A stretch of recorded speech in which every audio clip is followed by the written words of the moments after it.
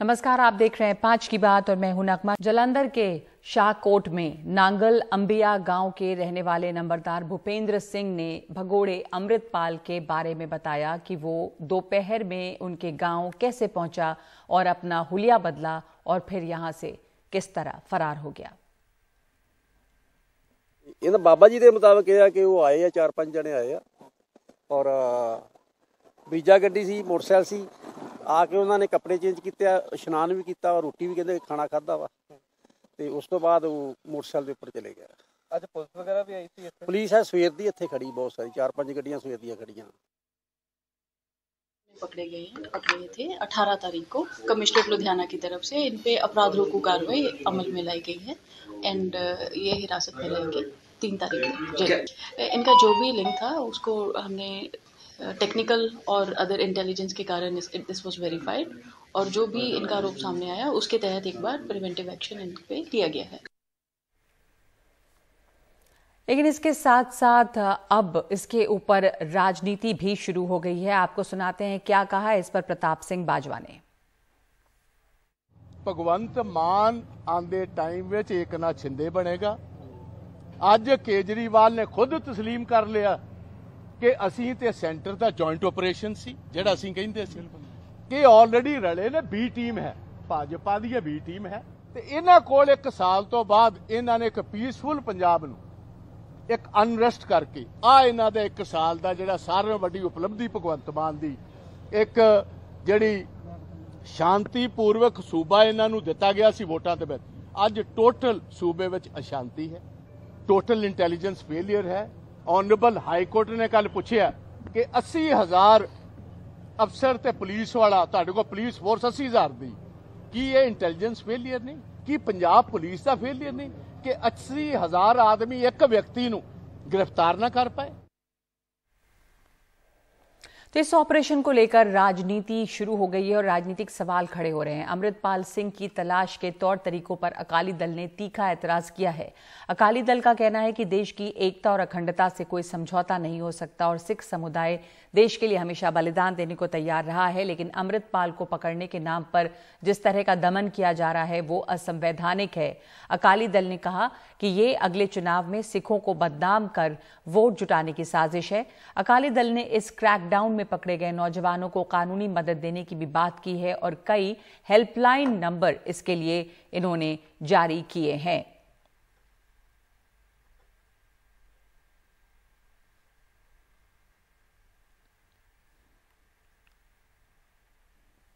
अकाली नेता सुखबीर सिंह बादल ने इस पर ट्वीट किया है और ये ट्वीट करके उन्होंने कहा है कि इस बहादुर कौम को बदनाम करने की साजिश हो रही है ताकि अगले चुनाव में वोट जुटाए जा सकें। मैं सभी पंजाबियों को भरोसा दिलाता हूं कि अकाली दल हर समुदाय के इंसाफ के लिए लड़ेगा, खासकर अल्पसंख्यकों के। क्रैकडाउन की आड़ में बेगुनाह नौजवानों का दमन और गिरफ्तारी फौरन रुके ताकि पंजाब में जो खौफ और बेचैनी है उसे खत्म किया जा सके।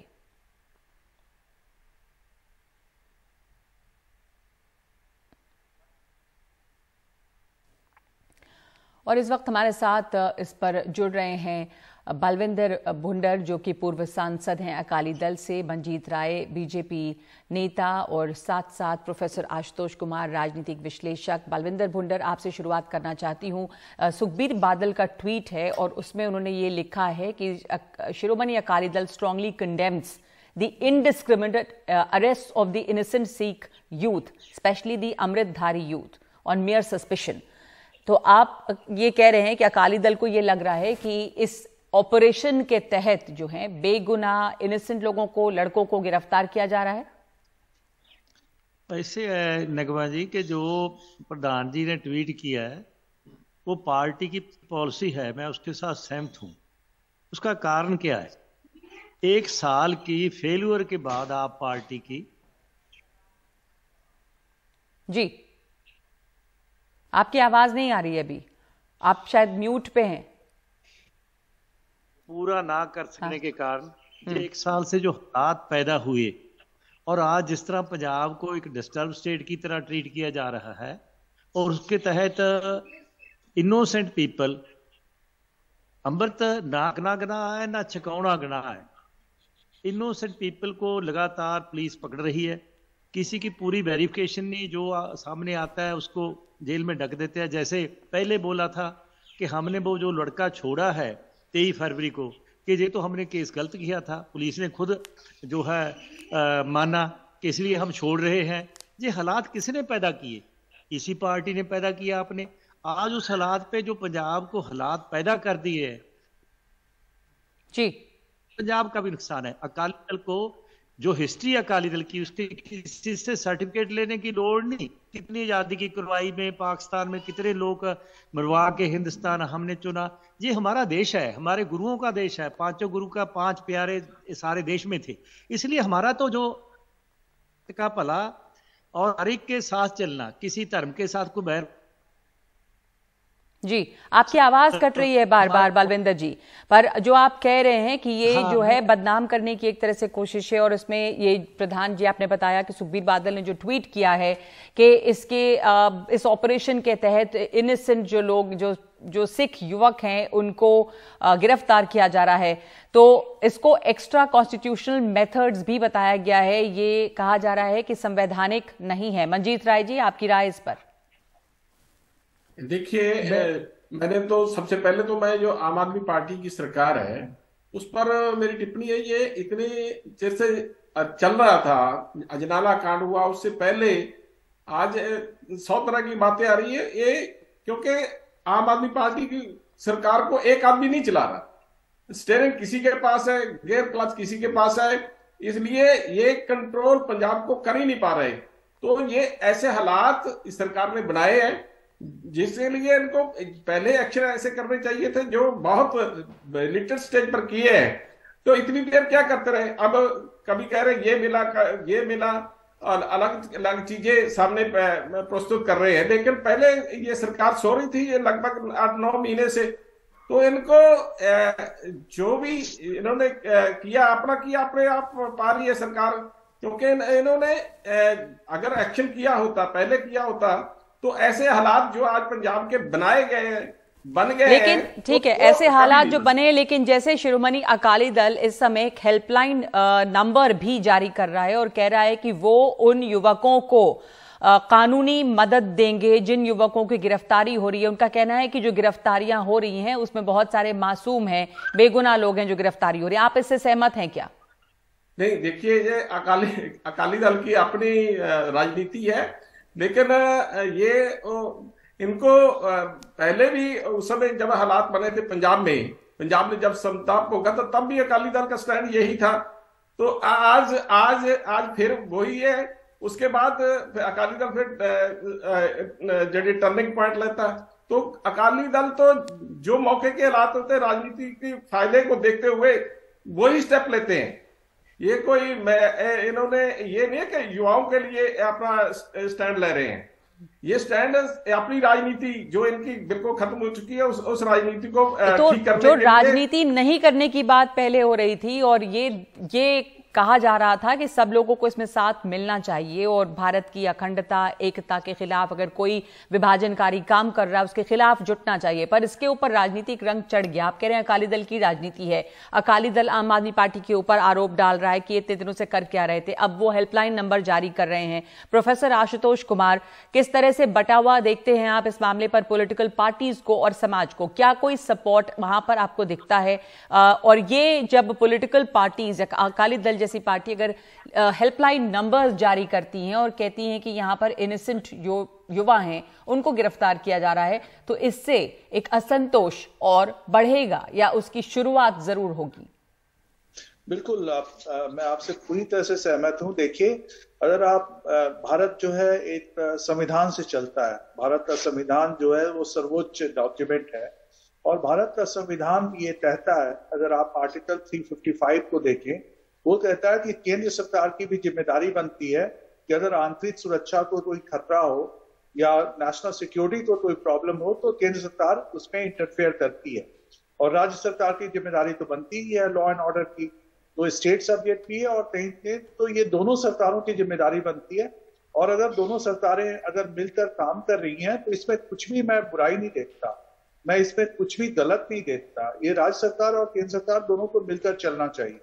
और दूसरी बात, इसमें कोई राजनीतिक कोई इसका पहलू बनाना ये सही नहीं होगा, क्योंकि लेकिन जो अकाली दल अभी कह रही है वो तो राजनीति है, उसको आप कैसे देख रहे हैं? उनका ये साफ साफ कहना है कि वो पूरी तरह से पूरा लीगल असिस्टेंस देंगे उन तमाम सिख नौजवानों को जो कि इस एक्स्ट्रा कॉन्स्टिट्यूशनल क्रैकडाउन में गिरफ्तार किए जा रहे हैं। तो इसको एक्स्ट्रा कॉन्स्टिट्यूशनल क्रैकडाउन अकाली बता रही है। कॉन्स्टिट्यूशनल, देखिए, एक्स्ट्रा कॉन्स्टिट्यूशनल, अगर भारत में कानून का राज्य है और अगर किसी को असंवैधानिक तरीके से अगर गिरफ्तार किया जा रहा है, डिटेन किया जा रहा है, तो ठीक है। अगर वो उनको कानूनी सहायता देते हैं तो इसमें कोई बुराई नहीं है, क्योंकि कोर्ट फैसला करेगा कि क्या वाकई उनको गैर कानूनी ढंग से गिरफ्तार किया गया है। अगर आधार नहीं है उनको गिरफ्तार करने का तो उनको कोर्ट छोड़ देगा, रिलीफ देगा। इसमें तो कोई बात नहीं है, वो वकील दें, वो तो सरकार भी दे देती है। अगर आपको पता है कि आर्टिकल 22 के अंदर अगर आपके पास कोई वकील नहीं है तो सरकार भी आपको वकील प्रोवाइड कर देती है। तो फिर ये कहकर अकाली दल किस तरह की राजनीति करना चाह रहा है और क्या इसका असर देखेंगे आप? अकाली दल का जनाधार खिसकता जा रहा है। आप देख रहे हैं कि 2017 में उनके साथ क्या हुआ, 2022 के इलेक्शन में क्या हुआ। तो वो अपना एक जो उनकी कोर सोशल कॉन्स्टिट्यूएंसी है उसको वो रिटेन करने की कोशिश कर रहे हैं। तो कोई इसमें मुझे नहीं लगता कि इसमें, अगर वो कह रहे हैं बेगुनाहों की गिरफ्तारी ना हो तो ठीक है, बेगुनाहों की गिरफ्तारी नहीं होनी चाहिए। अगर हुई है तो वो कोर्ट में जाएं, वो कोर्ट में प्रूव करें।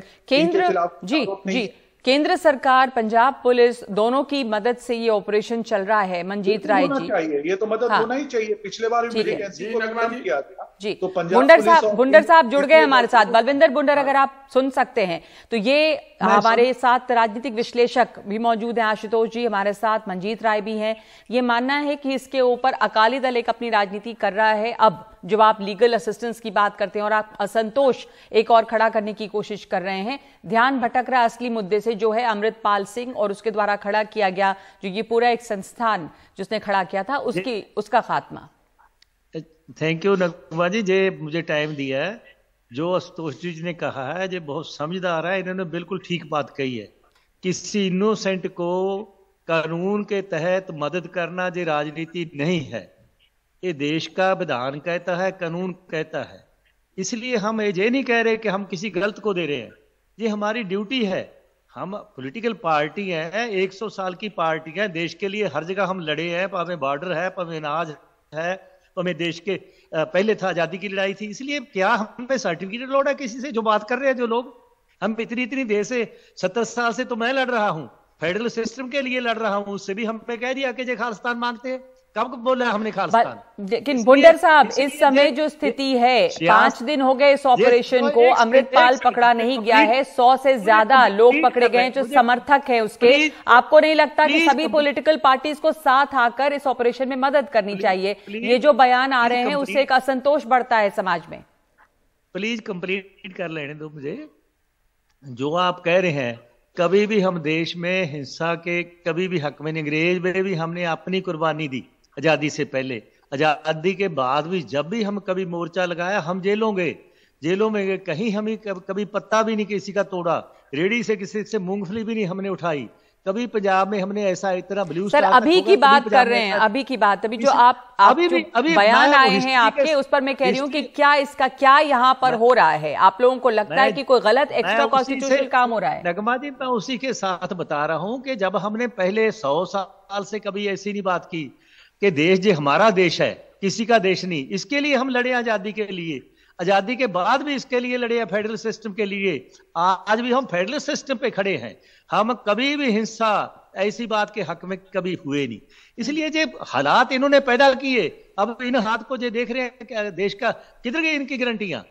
बात जो ये है, ये पॉलिटिकल बात हम नहीं कर रहे। जो लोग कह रहे हैं मैं उनको कुछ नहीं कहना चाहता।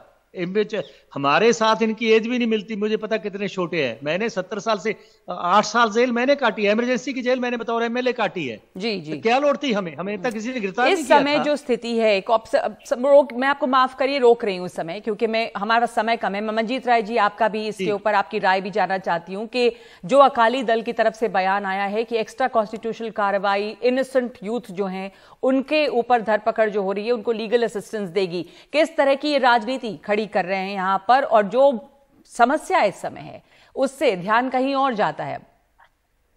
नगमा जी, जो आशुतोष जी ने बात कही थी कि अकाली दल का जो राजनीतिक डाउनफॉल है उसको ठीक करने के लिए ये ऐसे बयान और ऐसी बातें कर रहे हैं कि ये अपना जो फील्ड है उसको दोबारा पकड़ सके। तो इसीलिए वास्तव में इनको अगर इनोसेंट है तो उसके लिए जैसे फ्री लीगल एड मिलती है, सरकार की तरफ से भी मिलती है, तो एक ये राजनीतिक बयान है। मैं समझता हूं ये नौजवानों की इतनी केयर नहीं इनको, जितनी केयर इनको अपनी राजनीति की है, अपनी पार्टी की है, पार्टी को बढ़ाने की है। तो आप कह रहे हैं कि इस समय जो स्थिति है उसमें अकाली दल जिसका जनाधार खिसक रहा है वो कोशिश कर रही है कि वो इसका इस्तेमाल करके अपनी जो पकड़ है उसको कुछ बढ़ाए। ठीक है, लेकिन ये जो बयान, धन्यवाद आप तीनों लोगों का, तो ये जो इस तरफ बयान आए हैं इस वक्त पंजाब की स्थिति को देखते हुए अकाली दल की तरफ से, क्या वो और विभाजन या असंतोष जो है वो खड़ा करेगा पंजाब में, जहां पर इस समय लॉ एंड ऑर्डर जो है वो एक तरह से कंट्रोल में है। बड़ी समस्या यह है कि अमृतपाल सिंह अभी तक फरार है, जबकि उसके बहुत सारे समर्थकों को गिरफ्तार किया गया है, लेकिन इसके ऊपर राजनीति शुरू तो हो ही चुकी है। तो इस खबर पे अभी इतना ही। आप तमाम लोगों का बहुत बहुत धन्यवाद। और अब हम आगे बढ़ते हैं दूसरी खबर की तरफ। देश में कोरोना के मामले भी काफी बढ़ रहे हैं और इस वक्त खबर ये आई है कि पीएम मोदी ने उच्च स्तरीय बैठक इस मामले में की है। कई राज्यों में, खासतौर पे महाराष्ट्र, केरल और कर्नाटक में कोरोना के केस फिर से बढ़े हैं। पिछले 24 घंटे में 1134 नए कोरोना मामले मिले हैं। पिछले 24 घंटे में संक्रमण दर 1% रही है। 4 नवंबर के बाद से सबसे ज्यादा केस दर्ज किए गए हैं। देश में कोरोना के एक्टिव केस अब 7000 से ज्यादा हैं। अखिलेश शर्मा हमारे साथ है। ये उच्च स्तरीय बैठक जो हुई है प्रधानमंत्री की, उसमें बताइएगा कि क्या मुख्य बिंदु हैं, किस तरह से इससे जूझने की बात है, क्या गाइडलाइंस हैं अखिलेश? अब देखिए लगभग मुख्य बात जो पीएम मोदी की ओर से जोर दिया जाता रहा है हमेशा इस कोरोना महामारी के दौरान, वो है तैयारी के ऊपर। उनका ये मानना है कि अगर हम तैयार होंगे, अगर हमारे अस्पताल, हमारी व्यवस्था तैयार होगी, तो हम इस महामारी का मुकाबला कर सकते हैं, जो कि हमने करके दिखाया है। तो इसीलिए वो ये बैठक आज कर रहे हैं। और चूंकि आंकड़े जैसा कि आपने बताया है कि लगातार बढ़ रहे हैं और जो कि एक चिंता की बात है, और स्वास्थ्य मंत्रालय भी इन्फ्लुएंजा के जो 2 वेरिएंट आए थे उनको लेकर के एडवाइजरी राज्य सरकारों को जारी कर चुका है और अब कोरोना के बढ़ रहे मामलों का भी संज्ञान लिया गया है। और इसी के लिए पीएम मोदी ने ये बैठक बुलाई। इसकी तस्वीरें आप इस समय देख सकते हैं। इसमें जो तमाम वरिष्ठ अधिकारी हैं विभिन्न मंत्रालयों के, उन्होंने इस बैठक में हिस्सा लिया है। और इस बैठक में पीएम मोदी ने तैयारियों का जायजा लिया है कि अगर केसेस जिस तरह से बढ़ रहे हैं, अगर ये रफ्तार यही बनी रहती है, तो हमें किस तरह से तैयारी करनी होगी ताकि इसका मुकाबला किया जा सके। संभावना है कि इसके बाद एक वक्तव्य जो है वो जारी किया जाए, जिसमें बताया जाए कि पीएम मोदी ने क्या क्या सलाह दी है विभिन्न मंत्रालयों को इन तैयारियों को लेकर के। और इसके साथ साथ हो सकता है कि स्वास्थ्य मंत्रालय भी अपनी ओर से एक बार फिर से राज्य सरकारों से संपर्क साध करके उनको किस तरह की एडवाइजरी जारी करे। इससे पहले भी 3 महीने पहले, ठीक 3 महीने पहले 22 दिसंबर को पीएम मोदी ने इसी तरह की उच्च स्तरीय बैठक बुलाई थी। तब चीन में जब प्रतिबंध हटाए गए थे और एकदम से अचानक चीन में मामले बढ़ रहे थे, तो उसके बाद भारत ने तुरंत सतर्कता बरती थी और पीएम मोदी ने वो बैठक बुला करके हालात का जायजा लिया था। जी, धन्यवाद आपका अखिलेश। तो पीएम मोदी ने हालात का जायजा पहले भी लिया था और अभी भी इस बात पर जोर दिया है कि तैयारी इस पर पूरी तरह से मुस्तैदी से होनी चाहिए, क्योंकि जितना तैयार रहेंगे उतना बेहतर आप इस समस्या से जूझ सकेंगे। 5 की बात में एक ब्रेक लेंगे इस वक्त हम, और आगे देखेंगे दिल्ली में ब्रिटिश उच्चायोग के सामने से क्यों हटाई गई है बैरिकेडिंग।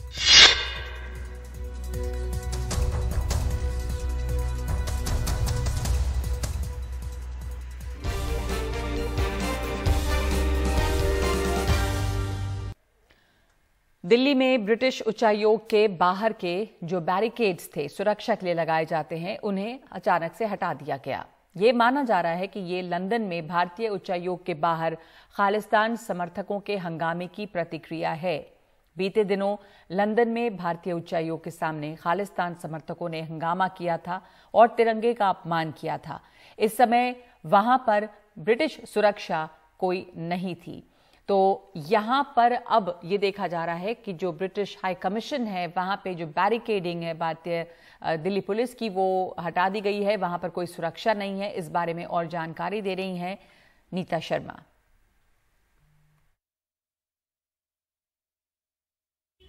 मैं इस वक्त नीति मार्ग पर खड़ी हुई हूँ। मेरे पीछे जो है वो ब्रिटिश हाई कमीशन है।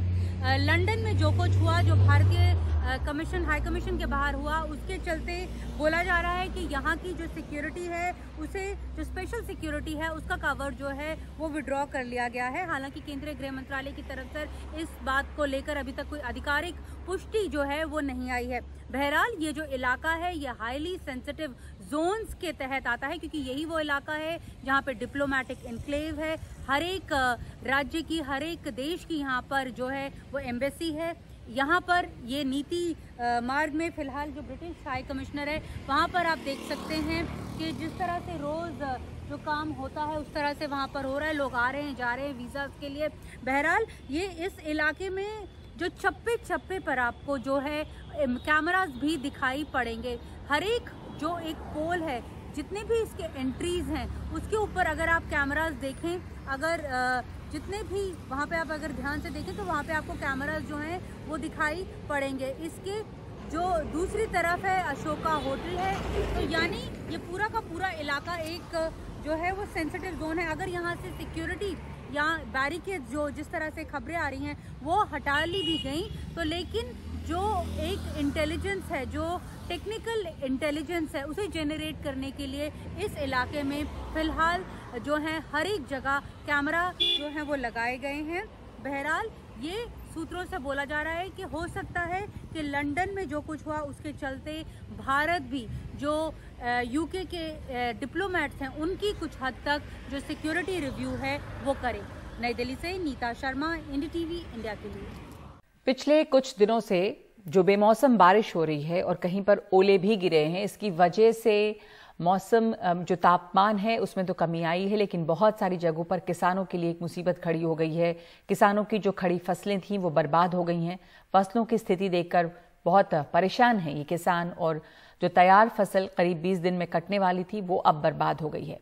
मोदी नगर के गदाना गांव से इस बारे में और ज्यादा जानकारी दे रहे हैं हमारे सहयोगी हिमांशु शेखर। मोदी नगर के गदाना गांव में ये महेंद्र सिंह की खेत है, करीब 1 एकड़ की खेत है, जहां पर उन्होंने गेहूं की बुआई की थी। लेकिन 3-4 दिन पहले जो यहां पर भारी बारिश हुई है और ओलावृष्टि हुई है, उसकी वजह से आप देख सकते हैं जो उनकी गेहूं की फसल है वो काफी हद तक बर्बाद हो चुकी है। तैयार फसल जो 20 दिन में कटने वाली थी आज पूरी तरह से गिर चुकी है और इससे काफी ज्यादा नुकसान महेंद्र सिंह को हुआ है। आमतौर पर अगर बारिश नहीं होती तो यहाँ से कितना गेहूं निकलता? ये तकरीबन 4 क्विंटल बीघे का निकलता, 5 बीघे खेत था, तो अब तो ये 1 क्विंटल भी मुश्किल से 75% नुकसान है। हाँ, मतलब 3/4 फसल जो है बर्बाद होगी। अब भूसा भी खराब हो गया है, ना ये काटने के लिए भी मजदूर काटेगा नहीं, बाकी खत्म ही है, खत्म हो गया है। हाँ। तो आप जो इससे चारा बनाते हैं, ये फसल है जो नीचे गिरी है और इसमें ये दाना नहीं है अब, आप दिखा सकते हैं इसमें कैसे नुकसान हुआ है आपका? ये दाना तो अभी कुछ कच्चा है ना, हाथ में दिखाइए। अब ये तो पिचक जाएगा, इसमें दाना पूरा पक्का नहीं हो पाएगा, अच्छा। सड़ जाएगा। तो फसल पक नहीं पाई और पहले ही गिर गई? पहले गिर गया, गिरने से जो अब ये दाना पूरा नहीं होगा। तो ये दाना जो है अब छोटे होंगे, अब जो भी अगर मिलेंगे छोटे भी होंगे, काले हो जाएंगे तो बेकार हो जाएंगे। हाँ, इसका कोई मतलब नहीं, इसे यूज भी नहीं कर सकते। और चारा का आपने कहा कि आप इससे चारा भी तैयार करते थे, उसका नीचे से खत्म हो जाएगा, गल जाएगा। मतलब ये जो फसल नीचे गिरी हुई आप दिखा सकते हैं? गल जाएगा, जो ये पेड़ है ना, ये हाँ, ये गल जाएंगे, ये गल जाएगा, हाँ, खराब हो जाएगा। ओके। और यहाँ पर जो फसल गिरी हुई है, इसकी कटाई में मजदूरी भी ज्यादा लगी? मजदूरी मिले, काटने के लिए भी तैयार नहीं होगा कोई, बोलेगा हम क्या काटे इसका, हमें क्या मिलेगा जी, और हमें कटवाना तो पड़ेगा ही, मजबूरी है हमारी। ओके, नहीं तो खेत कैसे करेंगे जी। महेंद्र सिंह अकेले नहीं है, दरअसल मोदी नगर इलाके में जो 3-4 दिन पहले बेमौसम बरसात हुई, ओलावृष्टि हुई, उसकी वजह से ऐसे सैकड़ों किसान हैं इस इलाके में जिनकी गेहूं की फसल जो अगले 20 दिन में कटने वाली थी वो पूरी तरह से खराब हो चुकी है। दिल्ली में एक नए तरह का पोस्टर वॉर दिखाई दिया। राजधानी के कई सारे इलाकों में प्रधानमंत्री नरेंद्र मोदी के विरोध में पोस्टर लगाए गए। दिल्ली पुलिस ने ये पोस्टर हटा दिए और इस मामले में कुल 138 एफआईआर दर्ज की गई हैं, यानी कि अलग अलग इलाकों में जहां जहां पर इसकी शिकायत हुई वहां पे एफआईआर दर्ज हुई है, जिनमें कि 36 एफआईआर मोदी विरोधी पोस्टरों को लेकर है। पुलिस हालांकि पोस्टर पर कार्रवाई का एक तकनीकी कारण बता रही है कि उस पर प्रिंटर का नाम पता नहीं है। 2000 पोस्टर दीवारों से हटाए गए हैं, जबकि 2000 जब्त किए गए हैं। इन पोस्टरों पर लिखा था मोदी हटाओ देश बचाओ। पुलिस पूरे मामले की छानबीन कर रही है और इस बीच दिल्ली के जंतर मंतर पर कल आम आदमी पार्टी जनसभा करेगी, जिसमें मोदी हटाओ देश बचाओ का वो नारा देगी।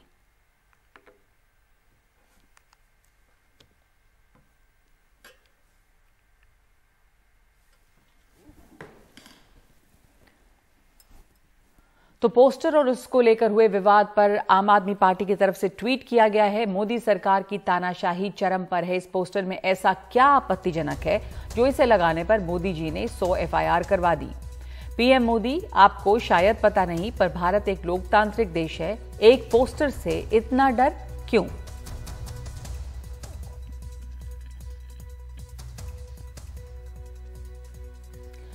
तो आम आदमी पार्टी कल इसे लेकर सवाल भी खड़ा करेगी और एक नए नारे भी कई नारे भी देने वाली है। इसके बारे में हमारे सहयोगी शरद शर्मा ने बात की है आम आदमी पार्टी के गोपाल राय से। दिल्ली सरकार के मंत्री और आम आदमी पार्टी के दिल्ली यूनिट के मुखिया गोपाल राय हमारे साथ हैं। गोपाल जी, बहुत बहुत स्वागत है आपका। ये जो दिल्ली पुलिस ने कार्रवाई करी है पोस्टर लगाने के मामले में, पहले तो मैं जानना चाहूंगा कि क्या आम आदमी पार्टी जिम्मेदारी ले रही है कि हाँ ये पोस्टर हमने लगाए थे, क्योंकि इसमें लिंक आ रहा है कि आम आदमी पार्टी से जुड़ा मामला हो सकता है। नहीं, आम आदमी पार्टी ने पोस्टर लगवाए हैं। अच्छा। और आम आदमी पार्टी इसको लेकर के कल जंतर मंतर पे बड़ी सभा करने जा रही है, जिसमें दिल्ली के मुख्यमंत्री अरविंद केजरीवाल जी, पंजाब के मुख्यमंत्री भगवंत मान भी शामिल होंगे। हजारों की तादाद में कार्यकर्ता इकट्ठा होंगे। अच्छा, लेकिन बीजेपी ये कह रही है कि अगर आप पोस्टर लगवा रहे हैं तो खुल के लगवाइए, उसमें आपने प्रिंटर का नाम नहीं डाल रखा, जो छपवा रहा है उसका नाम नहीं डाल रखा, लिखिए कि आम आदमी। हजारों पोस्टर जो है बीजेपी लगाती रहती है, कभी तो एफआईआर नहीं होता। रोजाना अरविंद केजरीवाल के खिलाफ पोस्टर लगाती रहती है। मुझे लगता है कि ये कहीं ना कहीं एक डर दिखा रहा है, क्योंकि ये पार्टियों का अधिकार है, लोगों का अधिकार है कि क्या नारा लगाते हैं। तो इस जो कार्रवाई हुई है, जो एफआईआर दर्ज हुई है, 100 एफआईआर बता रहे हैं दर्ज हुई हैं, तो इसको किस तरह से आप देख रहे हैं? मुझे लगता है कि पुलिस को ध्यान रखना चाहिए, इस तरह का एक तरफा कार्रवाई और इस तरह की पहलकदमी नहीं करनी चाहिए। नियम सबके लिए है, अगर भाजपा को खिलाफ भी कार्रवाई करनी चाहिए अगर करनी है तो। ठीक, बहुत बहुत शुक्रिया। दिल्ली से मैं शरद शर्मा, एनडीटीवी इंडिया। बहरहाल इसे लेकर बहुत सारी एफआईआर हुई है और इस पर ये जो पोस्टर वॉर है इस पर क्या कह रहे हैं बीजेपी के नेता, आपको सुनाते हैं हरीश खुराना का बयान। एक तो चोरी, ऊपर से सीना चोरी, कुछ यही आलम आम आदमी पार्टी का है।